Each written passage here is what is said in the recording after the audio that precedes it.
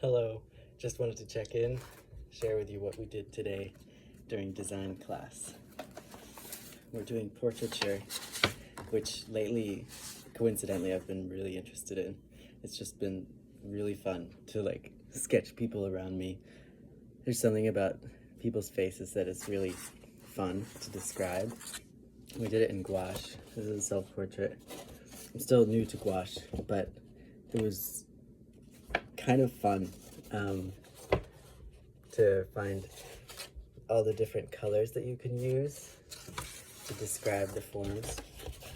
And it's, I think, quite a daunting task, especially when you're doing full color, to do a portrait, because my mind instantly starts thinking about likeness, especially because we're painting people in our own class. And so I think with the self-portrait I was less worried about that, but you know, you can see I kept layering colors on top, and it's hard to figure out sort of a cohesive color ideas, of what the color of the lights are and what the color of the shadows. And I think that consistency is what's best. The third portrait I did, I made a conscious choice about what color is the light and what color is the dark, and I decided that from the picture I was going off of, the light was quite cool, so I went with a bright green, and the shadows then could be warm and reddish, and that gave me a very clear way to explore the portrait. And you can see I'm not really going for skin tones, which, for better or worse, I don't know, I guess it's just a style, but I find it fun to look at the face, and rather than thinking instantly about likeness, especially when you're going from a photo, this is hard, but to just see what you find most interesting about the face. I don't know, I always gravitate towards the eyes, but if it's the overall shape, here you can see I made it quite small on the page because I just wanted to include the whole shape of the face. But if you think more about what grabs your attention about the face, is it where's the emotional kind of component for you looking at this face, because it's a very expressive part of ourselves. So that's what interests me when I'm doing it, and that's what helps me to kind of get over that fear of, I guess, not painting them correctly, sort of. And as for, you know, skin tones and color, I think skin tones you can always create by making it a bit more neutral, but there's actually a lot of color that you can find in the face. I mean, it doesn't have to necessarily be one flat color, because there's a lot of light that interacts with it. And especially on this last one, I was just thinking about just bold colors that I thought would be fun. And so for the hair, I thought blue and red, and I did the clothes first before the face, and I thought green and brown. And then, you know, there was this cool light on the left, which was kind of blue, and then the warm tones. And I think it's also challenging on the flip side of that, when it's just bold colors, to be kind of lost. And it's almost like I'm not drawing this person anymore, it's just all in my head.